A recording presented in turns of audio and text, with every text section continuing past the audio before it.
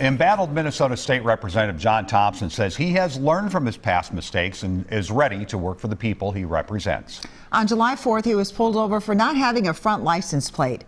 Today, he cleared up that traffic violation by paying a $100 fine. But the past few months have been rocky for the state representative. Allegations of domestic abuse were revealed. Questions surfaced about where he lived, and he was kicked out of the DFL caucus. Now he's ready to talk about it. Only on WCCO, Thompson sits down for a conversation with Chapman. I'm excited about our upcoming session.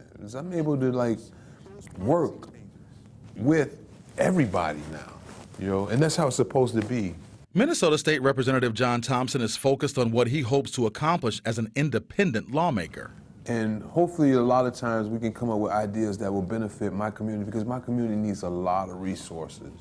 During his freshman year in the House, Thompson says he authored bills that focused on business and resources for his community. Because we do need investments in housing, jobs and economic development, contracts and procurements with the state. But his efforts were almost derailed before he got into office. A trip to Hugo, protesting the then president of the Minneapolis Police Federation, turned ugly. Thompson at the center of the dispute.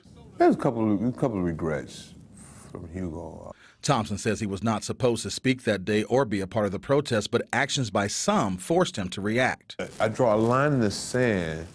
If you spit on me or you spit at me, and that's what happened. And so when they get this soundbite of John yelling, and John's not yelling at women and children. I'm yelling at the young man who spit at us earlier. So I regret hitting the pinata. I didn't know it was an effigy. People don't believe it or not. I didn't know it was an effigy of somebody's wife. But it was a traffic stop the weekend of July 4th that caused friction between a DFL and Thompson. Imagine the weekend of the anniversary of your friend being murdered behind a traffic stop. Imagine those lights coming on behind you. Thompson said he was racially profiled. The officer involved denies that. Trouble began when he handed the officer an out-of-state driver's license. The same driver's license, bro, I presented to the House Human Resources Department. The same driver's license, but okay, so smack my wrist. But don't send my family through this because of my driver's license, man. That license issue led to a deeper search of records and turned up allegations of domestic abuse, allegations he and his wife deny. I promised my family that we wouldn't be here, and then here we are here, not off of, something I've done right now, but we had to go and dig to find something, and then use that to try to attack me politically. I can own up and say that this is something that I feel bad about, right? And I can own up and say that, yeah, I could have made some better decisions here, right?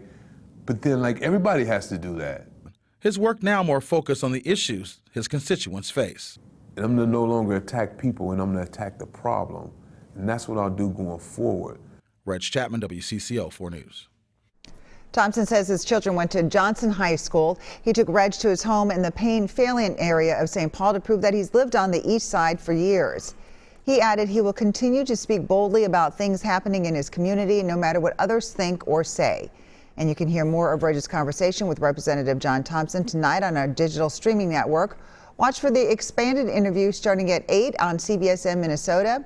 And you can find us on our website or the CBS News app on any digital devices.